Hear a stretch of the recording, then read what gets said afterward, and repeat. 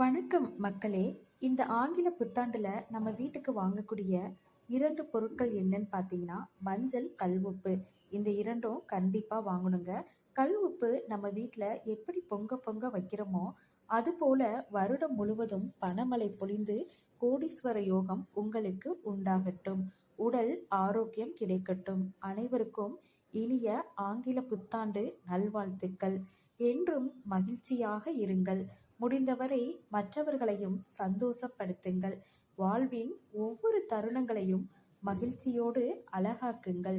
பூக்களின் வாசனையை நுகருங்கள். மழைத்துளியை ரசியுங்கள்.